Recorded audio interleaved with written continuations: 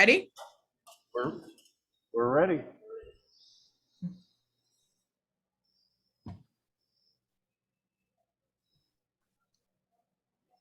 Hello, everyone, and welcome to Live from the Chef's Apprentice.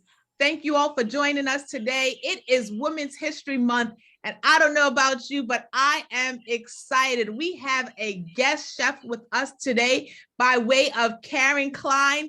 She is joining Chef Tom and Chef Steve. So we are excited. So to celebrate Women's History Month, they brought in Miss Klein, who is going to show us her skills. So get ready. You are in for a treat today. Over to you, Chef Tom, Chef Klein. All right. Hi, everybody. Welcome to Live from the Chef's Apprentice. Today we're going to be talking about Irish cuisine, and we're also celebrating Women's History Month. So we have a special guest chef with us today. This is Karen Kline. Karen Kline is one of our really important team members here at the Chef's Apprentice. Diana McGurk was supposed to be with us today, but she had a family situation come up that she couldn't get out of. So Karen kind of got voluntold, but she's loving to be here. We're excited to have her. So I want to ask Karen some questions. Karen, I understand you're a veteran. I'm a veteran with just shy of 35 years, combination of Army Reserves and Pennsylvania National Guard, finishing up full time. So that's awesome, Karen. I retired in 2017, and I used my education benefits actually to complete the 2-year culinary degree program here at HAC. That's right. Yep. So thank you for your service, Karen. Thank you. We're honored to have you. Karen actually interned with us here at the Chef's Apprentice, and you graduated in 2019. 2019, right? Correct. So we're glad to have her. And so before we get started with Karen's recipe, I want to, if you can zoom in on our ingredients shelf here today, talk a little bit about some of the things we're going to be doing. It kind of looks like we're having a party, right? I mean, look at but it is Irish cuisine. So, and the Irish are famous for some of their alcoholic drinks. So we have several different versions of Irish cream on the top, and you're going to see why we're going to be featuring that later on. And then we also have different kinds of potatoes. As everybody knows how famous potatoes in Ireland are. All right, we have Redskins, we have Russets, we have a couple different kinds of Kerrygold cheese we're going to be using. Some leeks, of course, cabbage. Big thing next Thursday is St. Patrick's Day. Yep. Corned beef and cabbage. Brats can be used if you can't find bangers and you want to do bangers and mash. You can use brats, onions. We have some marinated vegetables. Just kind of a little bit of a mirage of things we're going to do. So the first recipe we're going to do, Chef Diana actually helped develop this recipe, but again, she couldn't be here. So Karen is going to execute the recipe for us. And it actually was a stout cupcake. Right. But because we're from local to Hershey, we're going to use Yingling's Hershey chocolate porter instead of stout because it's a chocolate cupcake. We've already tried these out, and I got to tell you, they are delicious. So. Can you get the cupcake and the scoop right there? All right, Miss Chef Karen Kline. All right. All righty. So we have all the ingredients here, and what we're going to do is we're going to mix the dry ingredients, and I'll just tell you what the dry ingredients are as I put them in with the bowl to mix them up. So the first thing we're going to do is we're going to whisk after her. We're doing salad. 3/4 cup of unsweetened cocoa powder.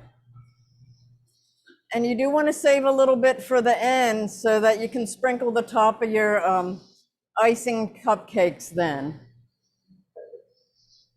And the next thing is 2 cups of sugar, 2 cups of all-purpose flour,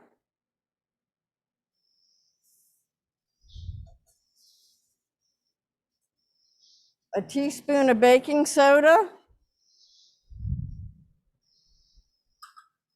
and the salt. And we're gonna hand whisk all that together.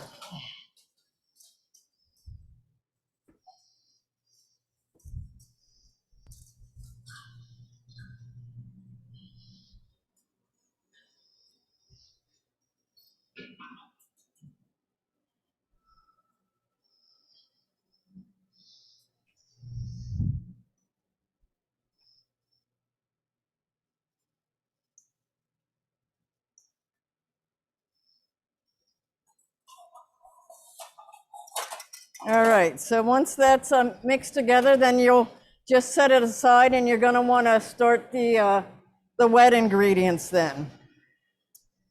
So the first thing in the wet ingredients is you're gonna pour the stout, and I'm actually gonna pour it into the mixing bowl that I'm gonna be mixing everything together in.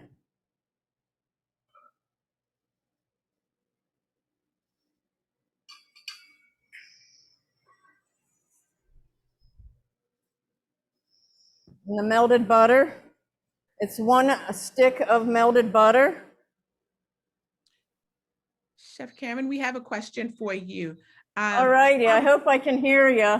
Can you hear me? I'll try to be loud. I'm a loud mouth, so hopefully you can hear me. The question is, how much salt?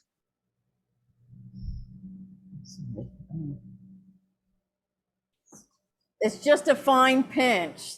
So that Okay. would be probably less than 1/8 of an inch. I mean, 1/8 of a teaspoon, probably like a 1/16 of a teaspoon. Okay. Thank you. All right.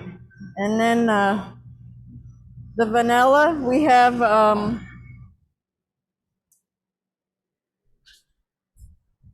1 tablespoon of vanilla that we're gonna pour in here.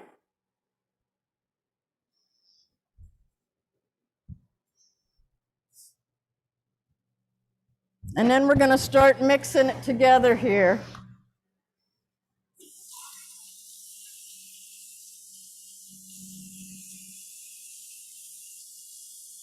And the next thing we're gonna do is we're gonna start blending in one egg at a time.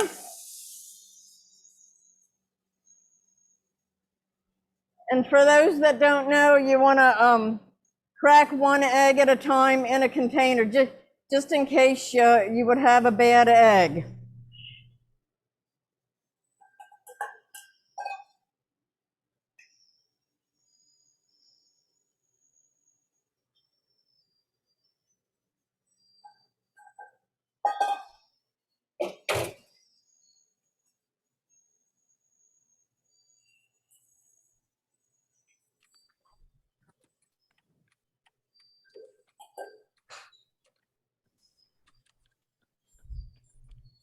And I'm gonna turn this up a little bit here to get it going.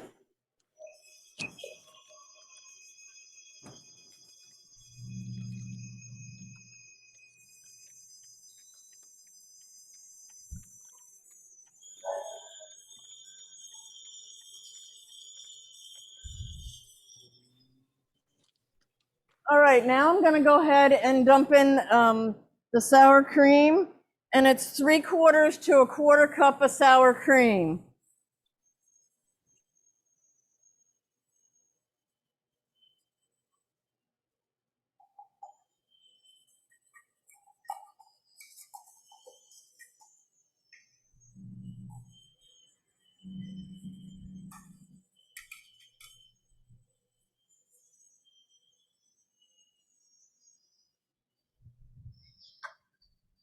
Right.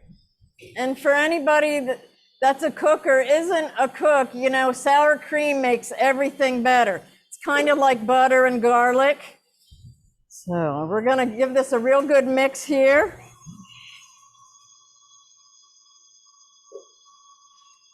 Now, Chef Klein, I don't know if you know this or if you do, but we like to use in my house, we like to use sour cream in our macaroni and cheese, and it totally makes the difference. Oh, yeah. Oh, I don't think I've ever tried the sour cream, but I have put full-on cream cheese in my mac and cheese, which makes it even heavier, but yeah. So it just gives that little bit of acidic goodness to the mashed potatoes. Yes, very good. All right, so now we're going to slowly incorporate the dry ingredients into here. Very slowly, though.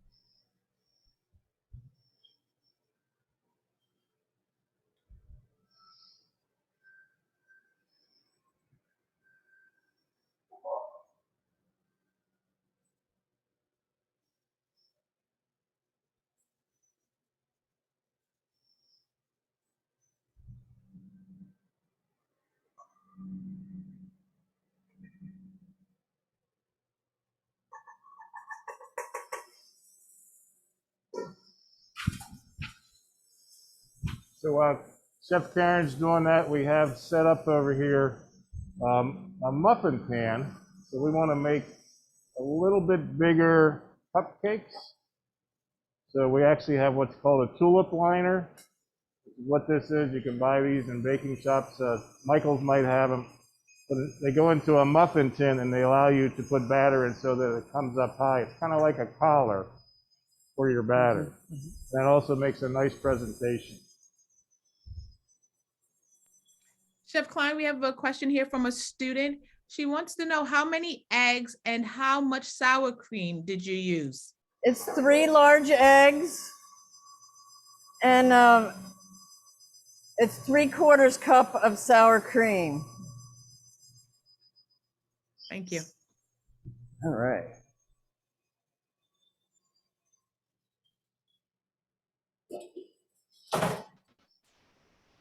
Thank you, Chef.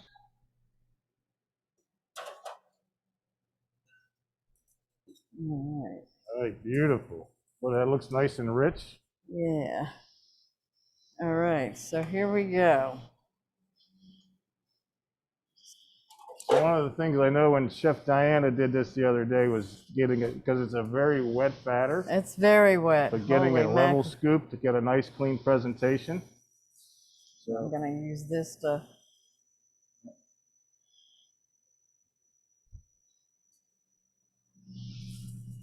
So we're using a number 12 scoop for the students on the call. But Chef Steve, do you know what the 12 means? I don't remember. Trying to recall, Chef. I don't remember myself. You I'm know sorry. what it is, Chef Karen? Well, I think 30 is 32. I don't know. No, it's actually what it is. It's per quart.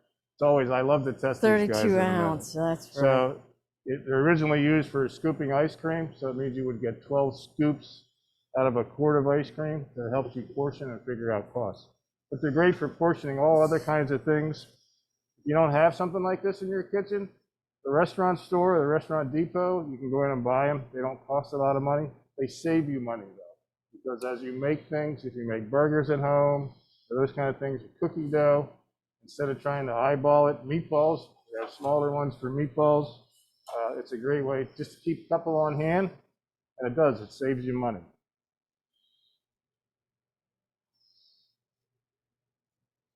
So once Chef Karen has these lined up, we're going to pop them in the oven. How long do they go in the oven, Chef Karen?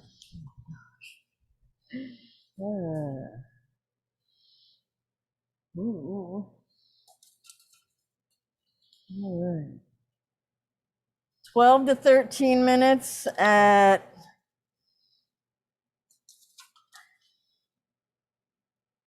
350. 350. So 12 to 13 minutes at 350 degrees. If you have a convection oven, you want to bake them at 3 1/4, because the convection oven, because of the convecting air, makes it a little hotter. If you have a conventional oven, that's an oven that doesn't have the fan in it, then you would go 350.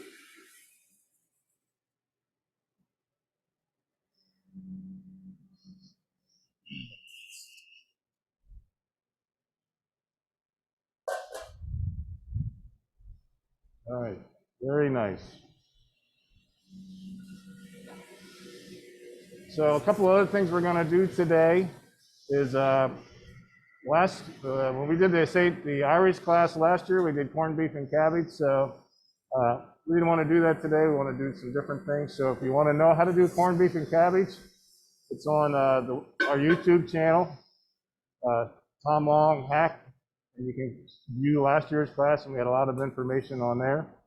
So today we're going to do some traditional Irish dishes and a twist on a traditional Irish dish. So our cupcakes are going to go in the oven, and the next item I'm going to do is called an Irish pub salad. It's a traditional salad that you find in all the Irish pubs. As you know, the Irish are famous for having a good time, which is nothing wrong with that. No judgment zone, it's a no judgment zone.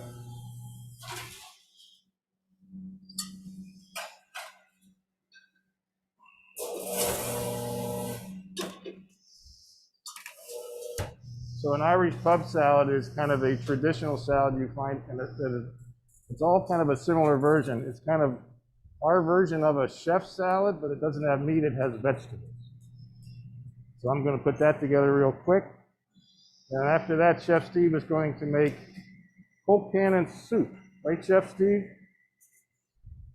What was that again, Chef? I'm sorry. Cold cannon soup after that. Yes. So if you remember last year, Chef Steve did cold cannon, which was mashed potatoes with kale and butter and cream. So this is a soup made out of that same version.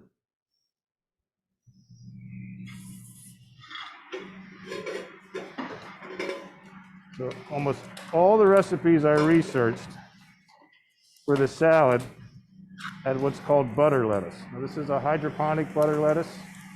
All right, that means it's not cooked, not grown in soil, it's grown in water. And they don't chop the leaves up, they kind of display the leaves. It's already pre-washed. I'm going to build my salad this way.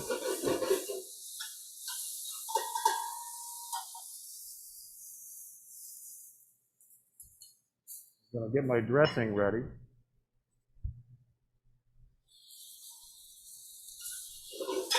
So the ingredients in my dressing are, what it is a tarragon cream dressing.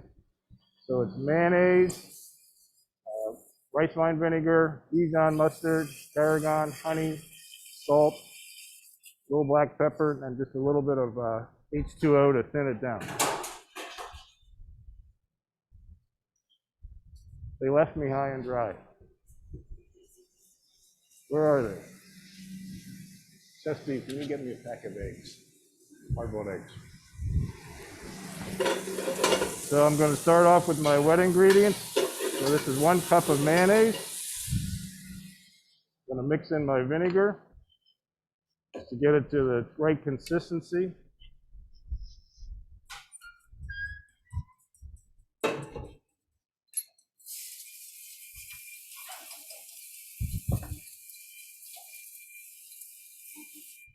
This is my dried tarragon. If you have fresh tarragon, that's even better. Tarragon has a little bit of a licorice kind of taste. But all the recipes I researched, every one of them did a tarragon dressing.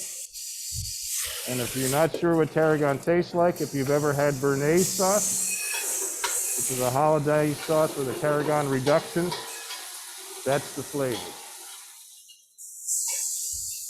A little bit of salt and pepper. All dressings need to have some type of salt and pepper. You can give me a green board and a French knife.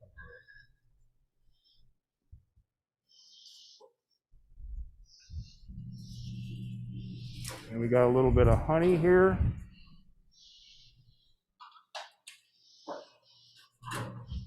So you can see where this is going, sort of sweet and sour. Got the Dijon, the honey, a little bit of black pepper for flavor. Thank you. I'm going to blend this together. All right, that's good. And it says you need, I don't think it needs any water. In case you want to thin it down, I think it's perfect the way it is.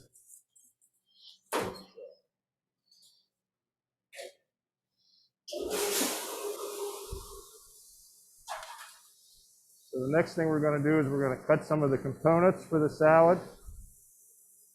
I have some hard-boiled eggs here. In a lot of the restaurants in the United States, we do what's called a chopped salad, where everything is chopped fine.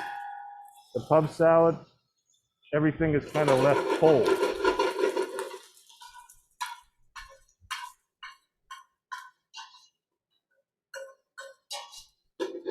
We have an English cucumber.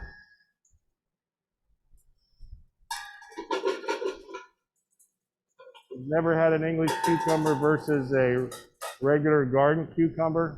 They're a little more mild.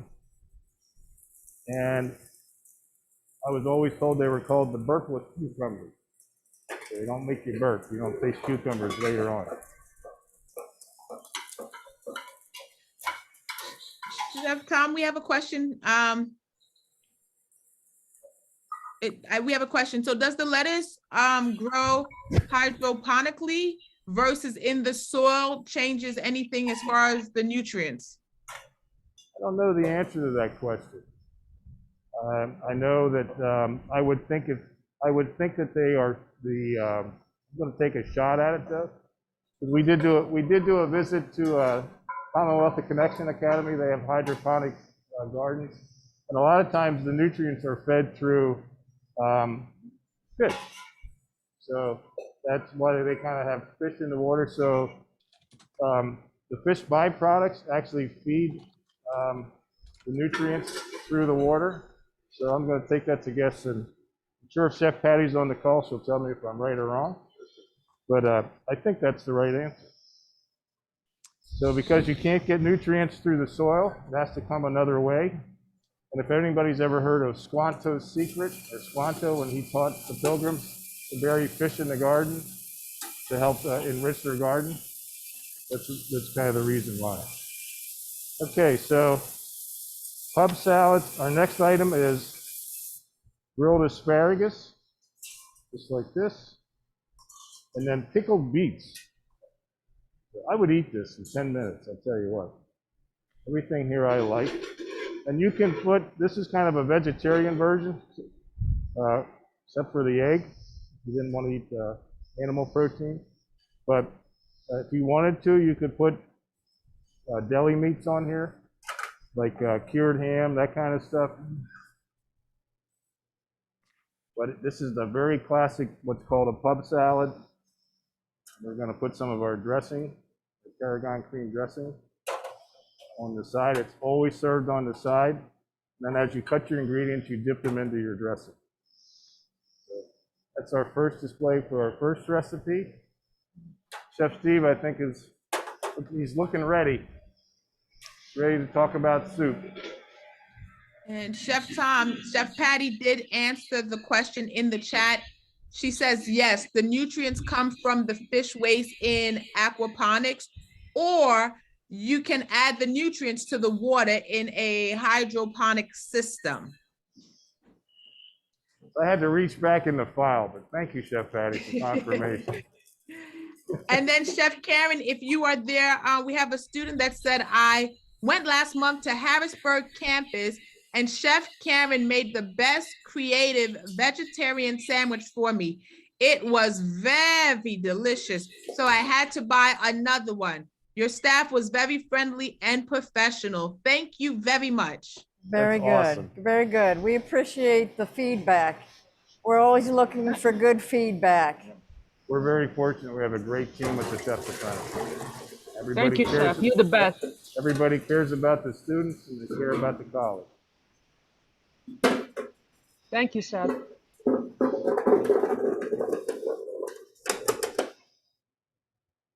Chef, All right. You're on. Hello, everybody. So while Chef Tom was making the salad, I started our soup a little bit. I made some bacon bits. I cut some bacon bits this morning, and I browned them ahead of time.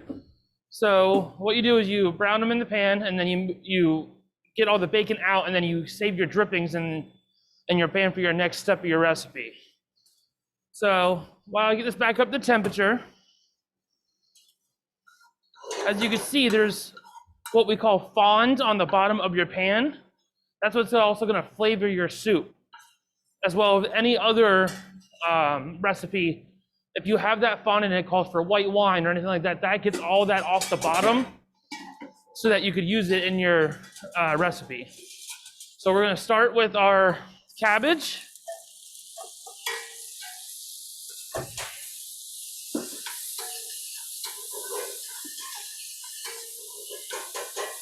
So I cut this into strips this morning to get it going. I cut out the core of the cabbage. Usually you could cut it in half, or you could cut off the bottom, and then there's this like a triangle piece at the very bottom. So you just take your knife and you cut it at an angle, and then that comes out in one whole piece for you, and you could utilize the rest of the product to your advantage. So while this cooks down, also by throwing this in already, some of that fond is already starting to come off on my cabbage. I'm also going to throw in my leeks.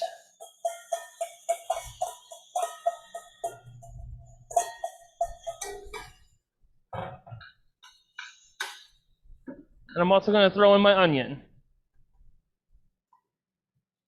Get some color on that going a while.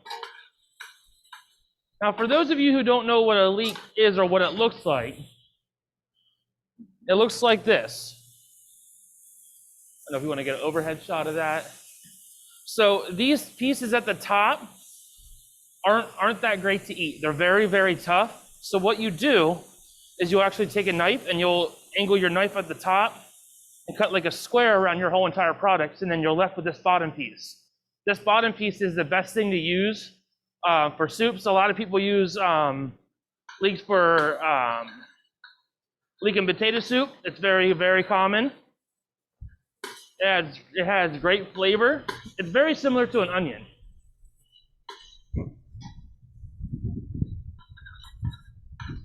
And then what you do is once you're done cutting that, you always want to rinse it in some kind of water because it grows in like sand and dirt. And what happens is it gets stuck in the layers that are all around it. And then what you do then is you just swish it around with your hand, and all that sediment falls to the bottom of your container, and then your product floats, and then you have that to use on the top.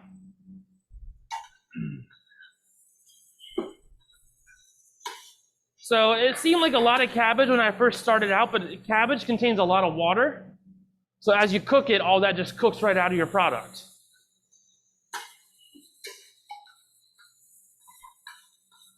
So we have our leeks, we have our onions in here. We have our cabbage.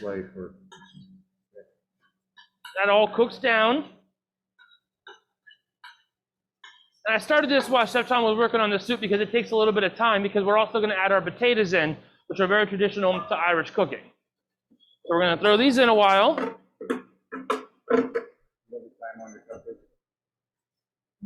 Just going to stir them before I add my liquid. It just I have about a gallon of chicken stock that I'm going to add. And you need that liquid in there, not only because it's a soup, but it will help cook your potatoes as your soup finishes cooking. Also have some garlic.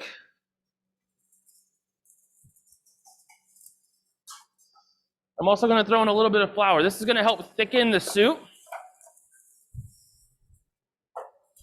I'm just going to stir it all together. And it's going to look very pasty, but that's what brings it all together in the end. Yeah, a couple more minutes. Anything, whenever you work with flour, you want to make sure you constantly stir it, because if you don't, it'll stick to the bottom of your pan or the sides of your pan, and then it doesn't have a very appealing flavor in the very end. All right. Now I'm going to add my stock in. Like I said, I have about a gallon of stock here.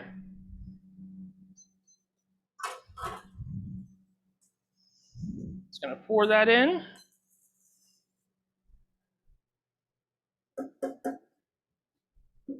We're going to let this cook and simmer for a little bit.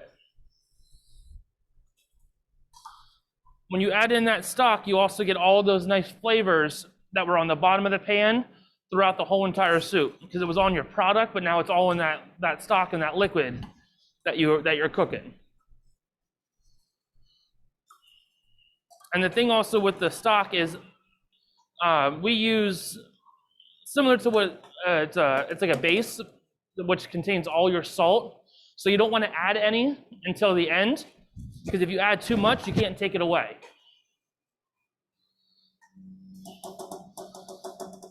And we're gonna reserve our bacon for the end. I also have some green onions here and some heavy cream that we're also gonna utilize once the soup gets towards the end of the cooking process.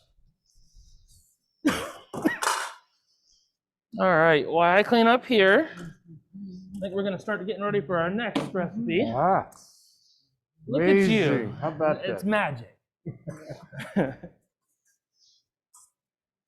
All right. I'll set these off to the side. Be out of your way in 1 second. No worries. You're never in my way, Chef Steve. All right, our next recipe is going to be kind of a twist on shepherd's pie. It's called shepherd's pie or cottage pie. Said to be Irish. Here we go. Traditionally, it's with ground lamb or ground beef. I'm going to do it today with ground turkey, and it's where you cook your ground meats with onions. You add some vegetables to it. You thicken it up. It goes into a casserole dish. Then it gets a potato type topping. So we're going to do a blend of Yukon Gold and sweet potatoes on top for our turkey shepherd's pie. So just because of time, I started ahead of time. I don't know if you guys can get the overhead shot. Better? There we go. Perfect. So a little bit of oil, cup of onions, quarter-inch dice. Thanks. Ground turkey. And I'm going to add a little bit of flour to this. I want to thicken up what I have, so it kind of makes a sauce. I'm going to kind of blend that in there.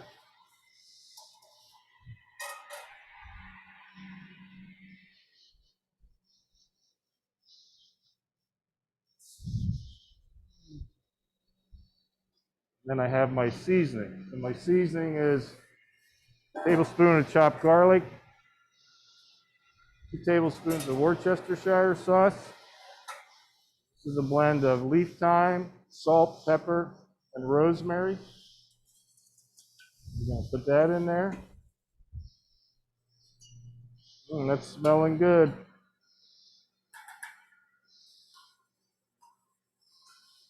And then I have some tomato paste here.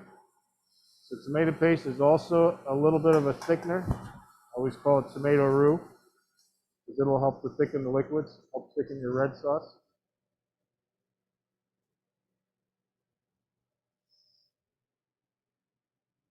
Then I have some chicken stock. So if you wanted to, you could use beef stock. If you want to keep that traditional beef type flavor, even though you're using turkey.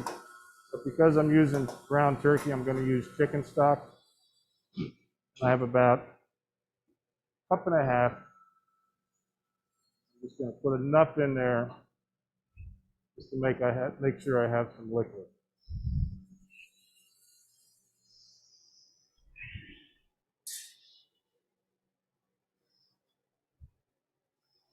We're going to let that cook a little bit.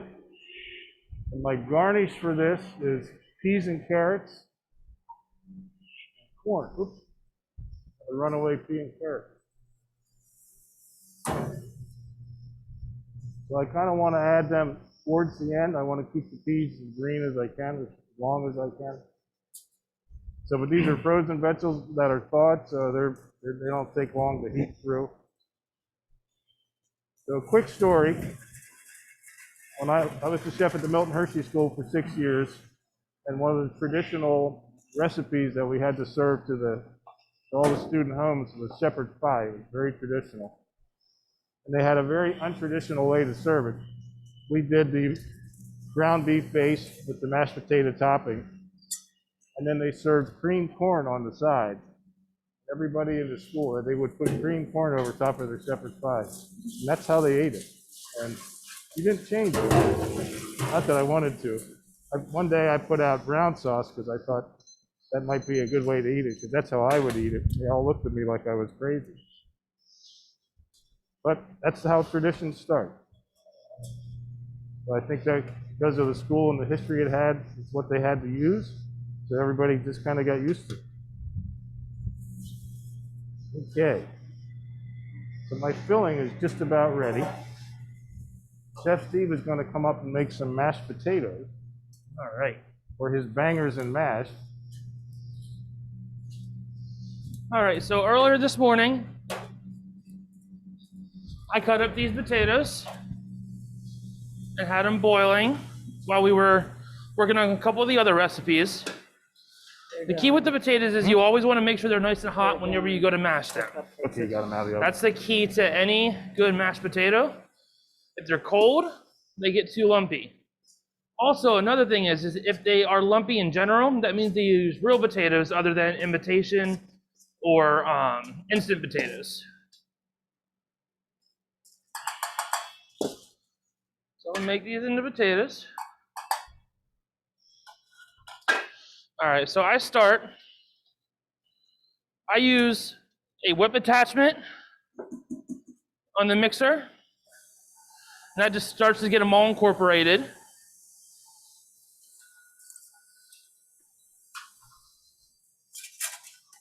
The other key to a good mashed potato is your liquid that you pour in. So I use heavy cream and butter.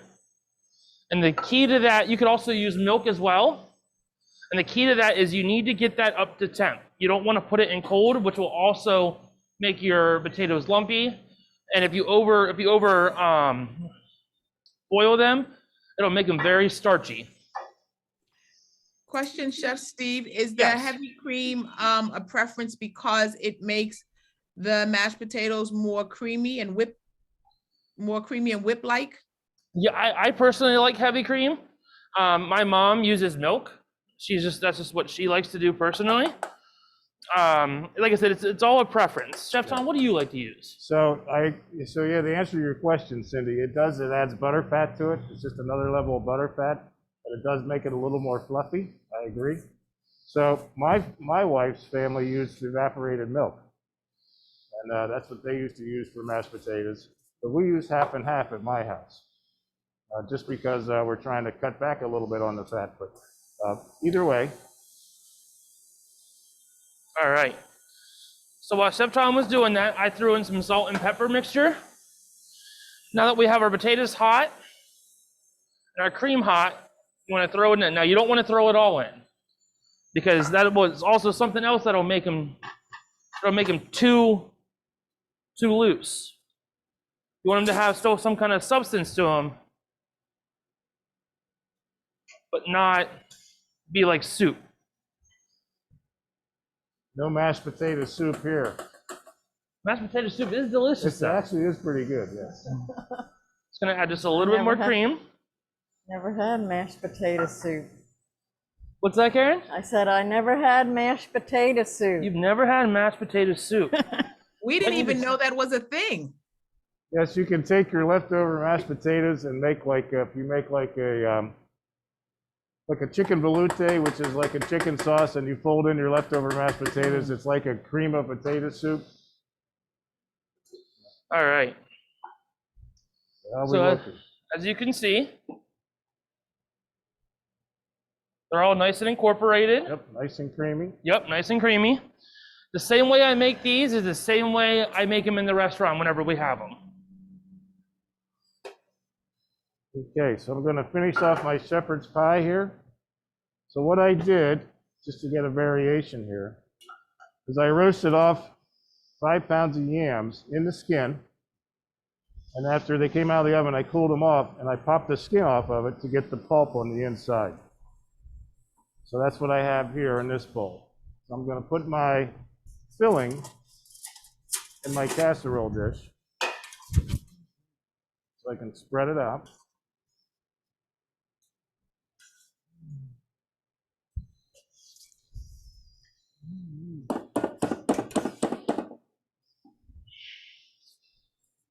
You want it to have a little bit of sauce. You're not going to be able to take this out of the casserole dish and cut it like a pie, even though it's called shepherd's pie, because it just isn't that kind of pie. It's meant to be scooped out and eaten that way. But you can make it kind of fancy looking if you want to. We're going to try to do that. So that's the basis for my filling.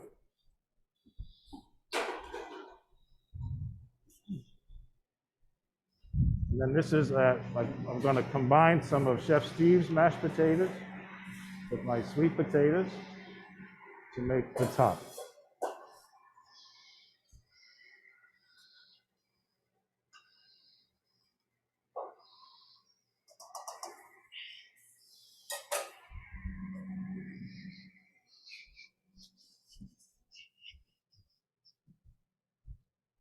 I need to make sure I save Chef Steve some mashed potatoes for his bangers and mash, or he'll never make mashed potatoes for me again.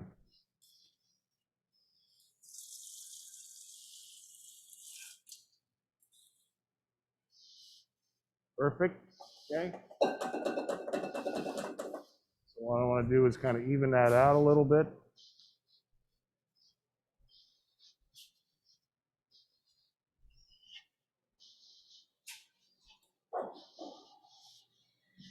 Get a nice coating.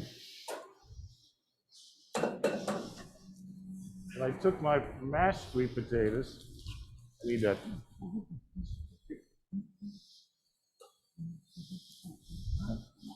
And I added just a little bit of Chef Steve's cream and butter to them, so they weren't just straight potato pulp. I'm going to put them in a pastry bag.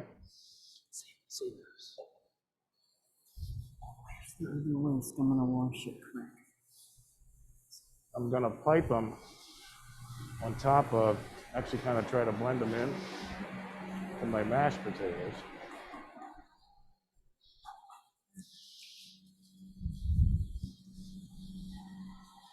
I think that one's too big. This is a different size than the other one. Chef Steve, a question. Do you not use sour cream at all in your mashed potatoes? I do sometimes. Yeah, I do sometimes. It also adds another level of creaminess to them. So it's just a matter of kind of what you're feeling in that Yep. moment? Absolutely. Yep.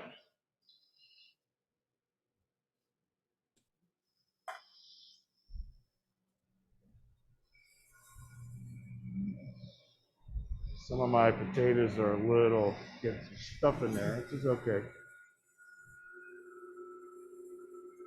All right, so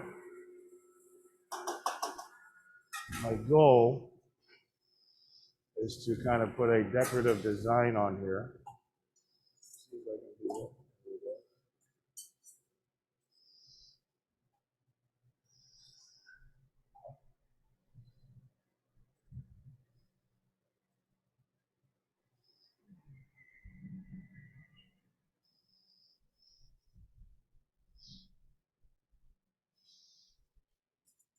Come on.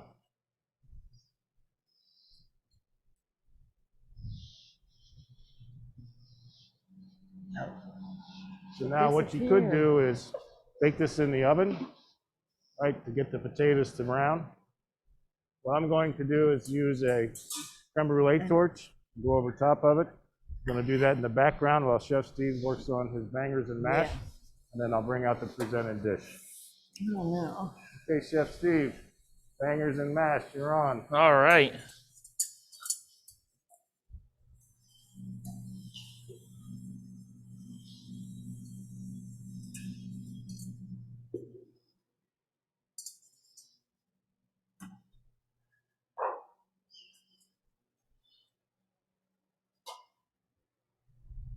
Okay. So bangers and mash, very traditional meal. So what I did earlier this morning, to start them off, I pre-roasted my sausages just for the sake of time. So I'm gonna start with these in my pan to get them hot again. Throw a little bit of stock in it.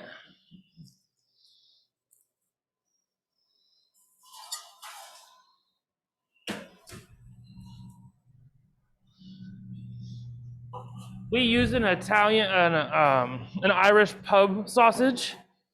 Chef, is that exactly what it was, an Irish pub sausage? It was an Irish pub sausage. It was actually a Johnsonville product. Okay. And it was a garlicky Irish sausage. And it just, of course, right around St. Patrick's Day, they're selling them in the grocery store. They smell delicious. All right.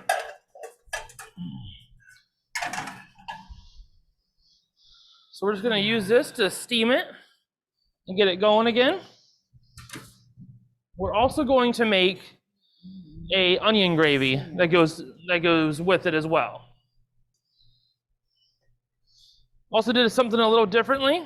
Most of the times it's just potatoes, the sausage, and your gravy.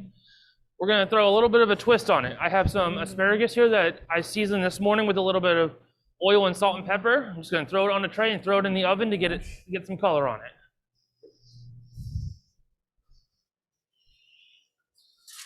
All right. Got our sausages getting hot here again.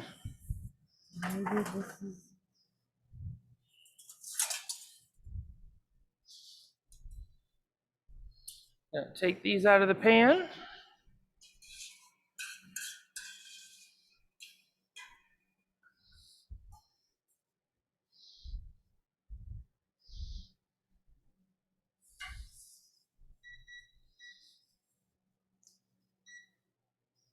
Now we're gonna start our onion gravy.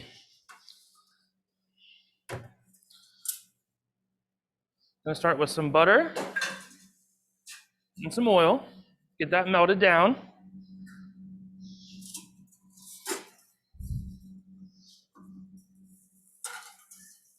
Some recipes call for butter and oil. You could just use straight butter as well. What we're gonna start to do is caramelize our onions. So while that gets going, I cut these onions really, really thin. A little thinner than the julienne.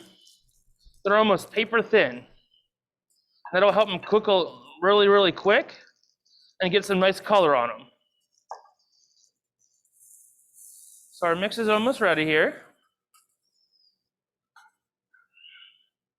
All right, throw in our onions.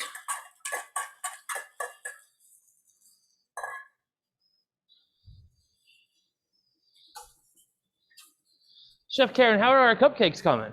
They are perfectly done, ready for the next step of making the icing and making them over the top. All right. Also gonna throw in a little bit of sugar on our onions as well. That'll also help caramelize them a little bit. Some people add additional sugar. Some people don't because the onions are naturally have sugar in them. So as you cook them, all those colors will come out. Or I'm sorry, all those sugars will come out.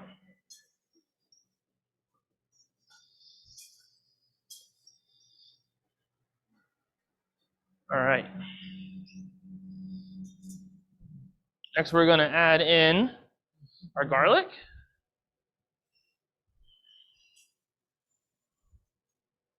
Get some nice aromatics going, a little bit of salt.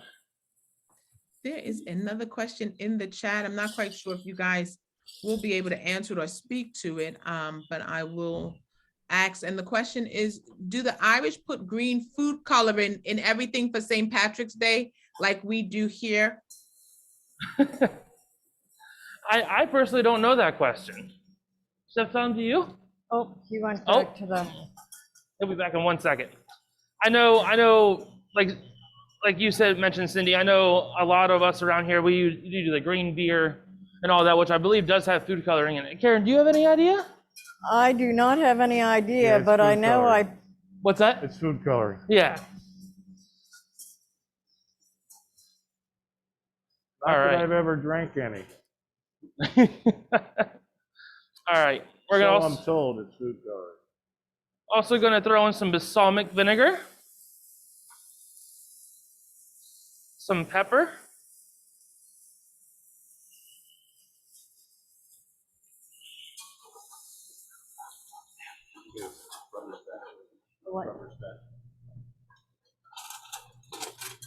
all right. While that continues to go, I have some beef stock here that I'm gonna mix in some cornstarch with.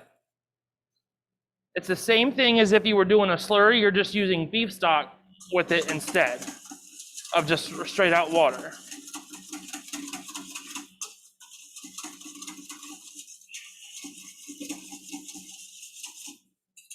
And while this continues to cook, we're gonna throw this in.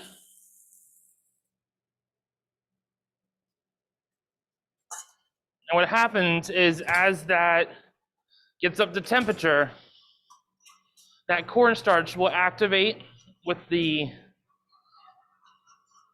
beef stock, and it will start to thicken it.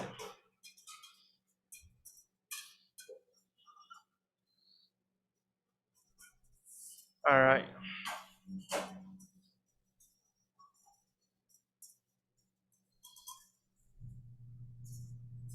Gonna check on one thing. What's your plate ready, Chef? All right. Gonna kind of work on two things at once. All right. As my soup was back there, I let it simmer to get all the flavors going, and the potatoes are cooking. Now we're going to add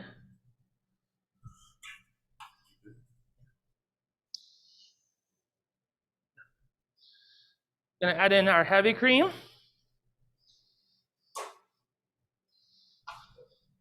That I reserved and set to the side.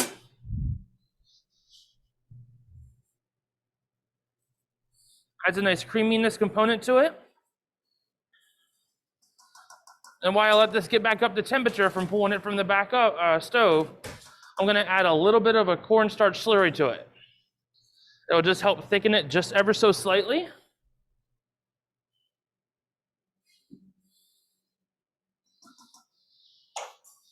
Any questions at all so far?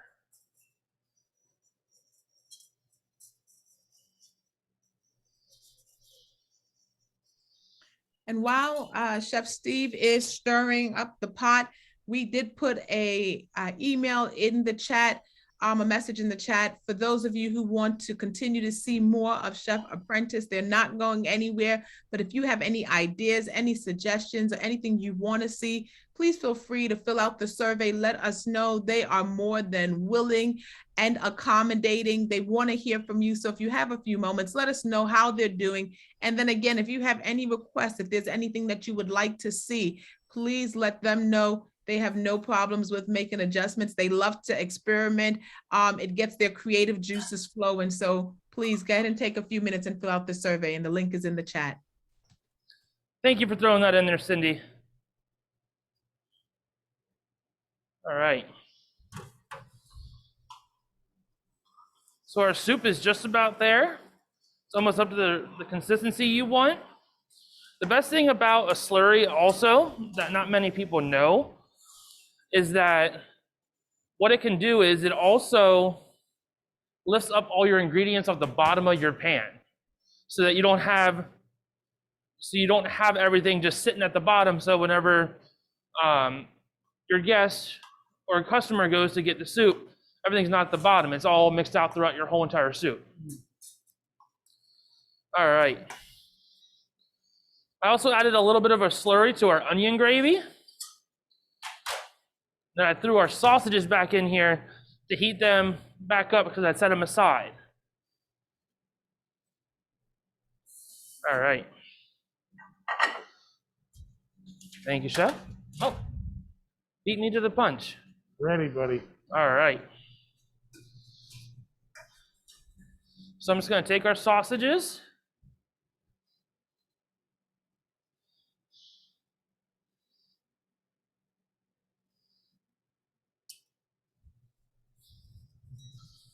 Line them right up.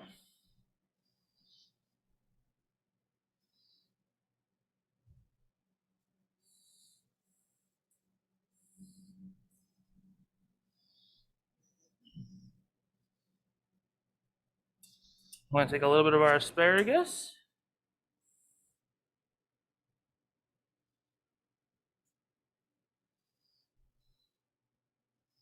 Lay it right atop our sausage.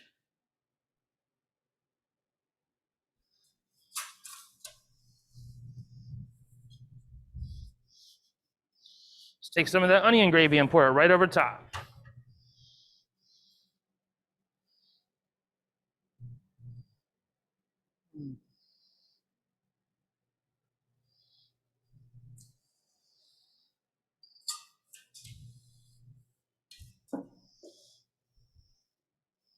All right, looks great.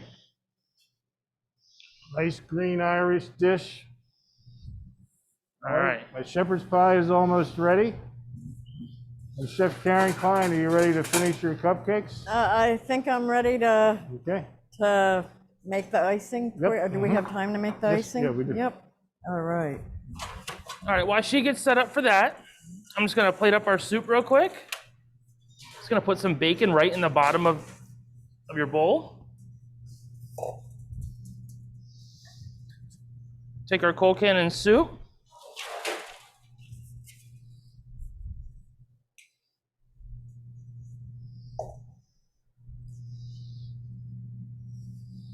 Get some of that nice broth in there.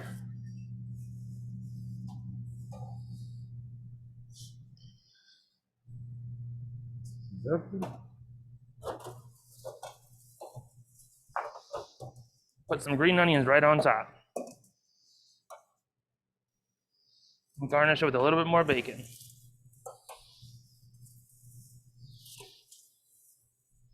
Good soup for tomorrow. When it's snowing and we have 40-mile-an-hour winds.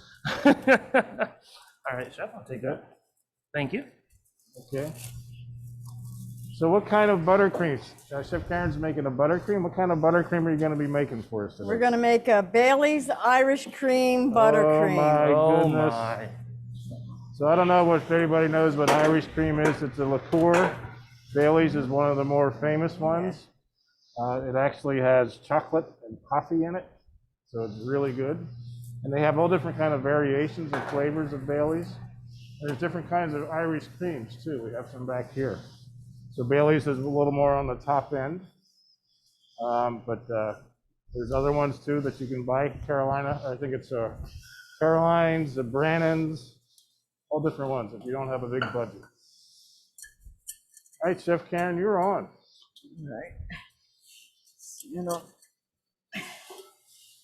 not the one that we use for the potatoes. I'll go get it. I'm not sure where it is though. Right. Is that it? No, that's too big too. It disappeared. So while Chef Tom is finding the whisker that for the icing, oh, there we go. Yeah, it just like disappeared. Right. Chef Steve to the rescue. I mean, is it going to work okay? Should work just fine. Okay. This is real simple.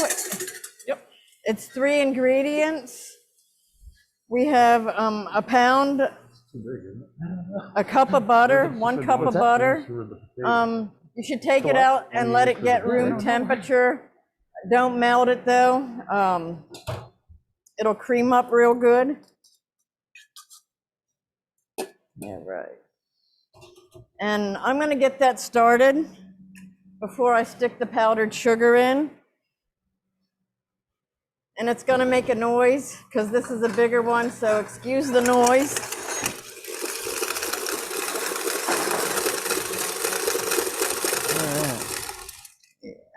All right.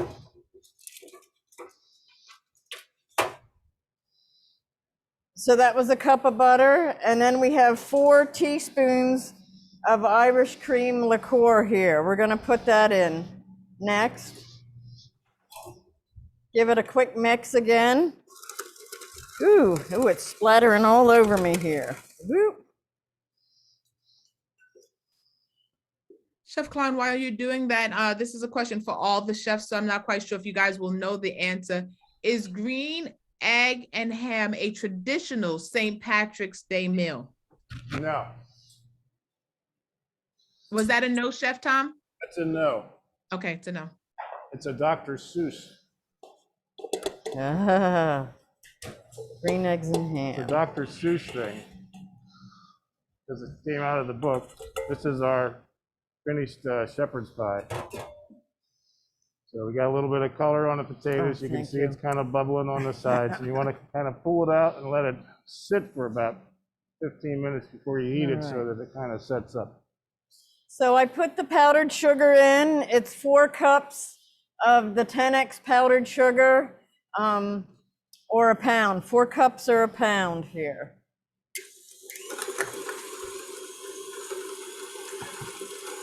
Something we're doing here is because powdered sugar likes to fly up everywhere because that's what it is, just a powder. We have a towel around it so that it doesn't fly everywhere and you have less of a mess. Yeah, I'm gonna have to get it down here.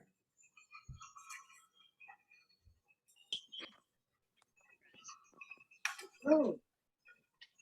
Oh, 1 sec. I'm trying.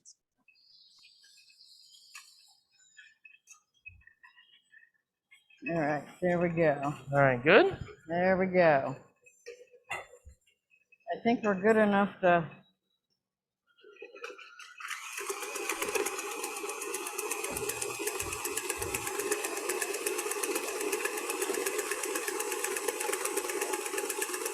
All right. How's that look, Chef Steve? Looks good. Good. All right.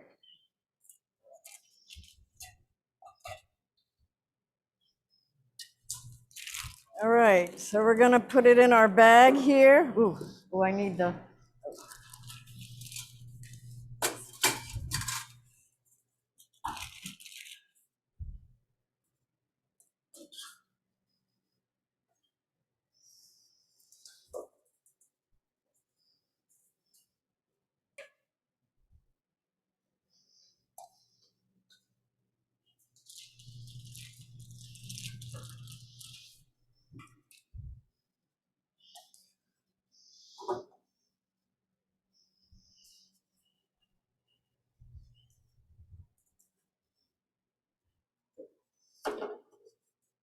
All right.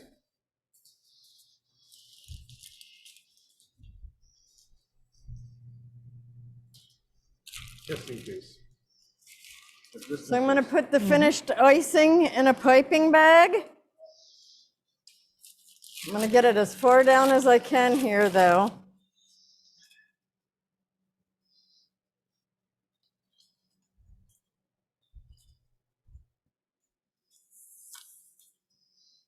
Look what I found, Chef Karen. Oh, Oh man, do they ever Perfect. smell good?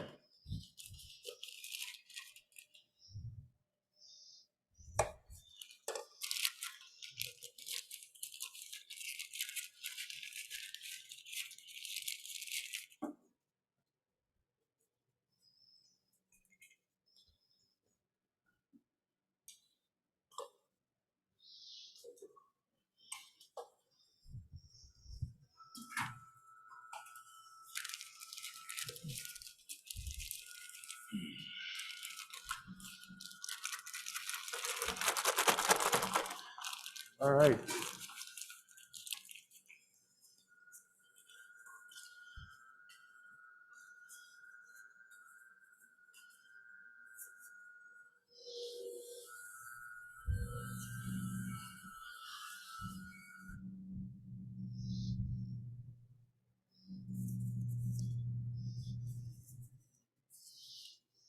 all right, really thick icing here, so I'm gonna try to use my muscle to get it in there.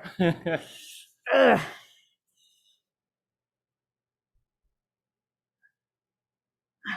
Maybe I should. You want some help? Yes, that would be great, because this is like really thick. Woo!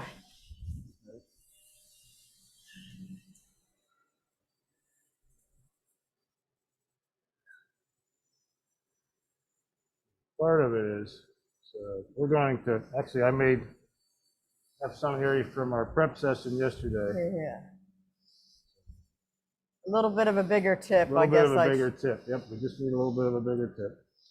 A little bigger opening. Chef Karen, I understand you have one more surprise recipe for us. One more surprise recipe here. So there's our Hershey's Porter, chocolate porter cupcakes with Baily's, buttercream. And our surprise recipe, Oh, yes. Chef Karen, is kind of from your and my era, isn't it? Your era? Our era, yeah. Our era, Yeah, it's kind of from yeah. our era, but it only comes out at this time of the year. But we make it better than McDonald's. Yeah. Oh, all So right. what's our surprise recipe? Our surprise recipe is shamrock shakes. Shamrock shake. Yes, 3 simple ingredients. We have 3/4 cup of milk, 2 cups of ice cream, actually 4 ingredients, 10 drops of green food coloring, and 1/8 teaspoon of peppermint extract. All right, so we're gonna mix it all in together. I'm gonna pour the milk in first. There you go, Karen. Thank you. Make it a little easier Yeah, for for the vertically Yes, we challenged have to here. bring things down to Karen's you. size. I'll put the ice cream in next. Farm show has nothing on us. Nothing. Woo. All right. Sticking to the bottom here. All right, there we go. We got it. And then the green food coloring. Oop, there we go. Lid? Make sure you put the lid on, whatever you do. All right. And we're gonna put it on, we're gonna start out on 4, I think. Oop.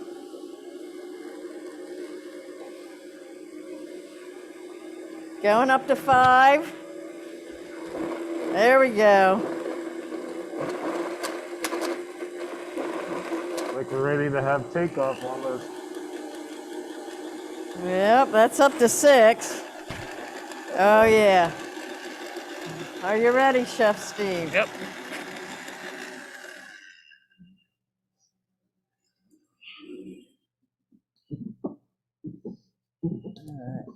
All right. All right, you're okay? Mhm.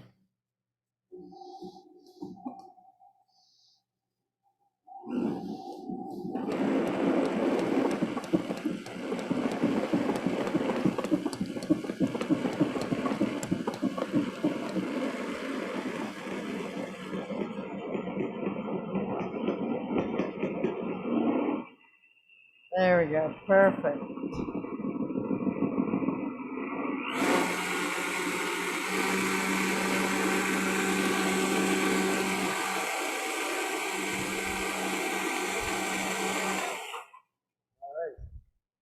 So looks like we hit takeoff. Ooh, we hope. Well, we need to add a little bit more milk Maybe to it, a little maybe. more milk here. Yep. Just a little bit. Don't think that much.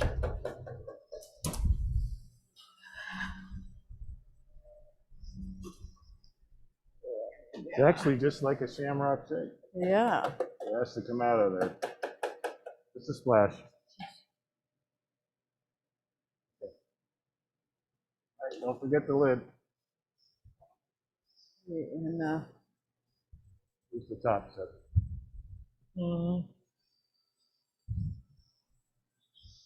and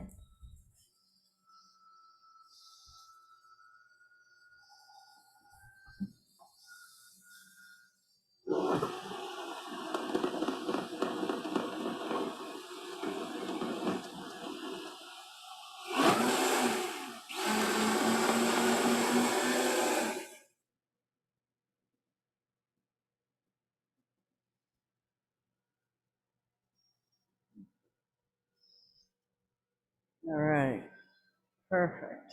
There we go.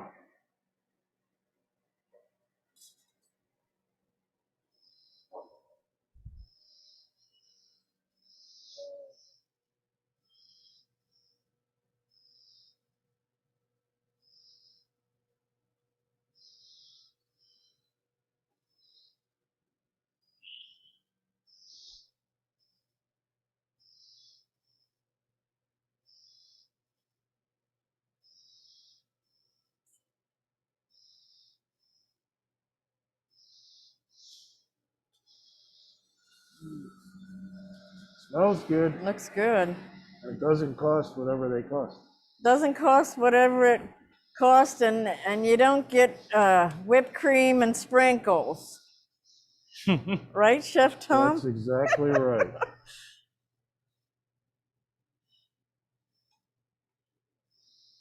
All right. We got that. We got a little rosette.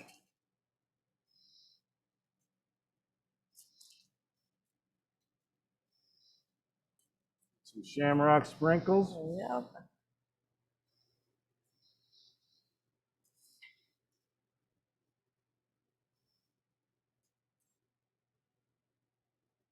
So before we end the show, I want to do a shout out. Karen, I understand we have a special guest here today.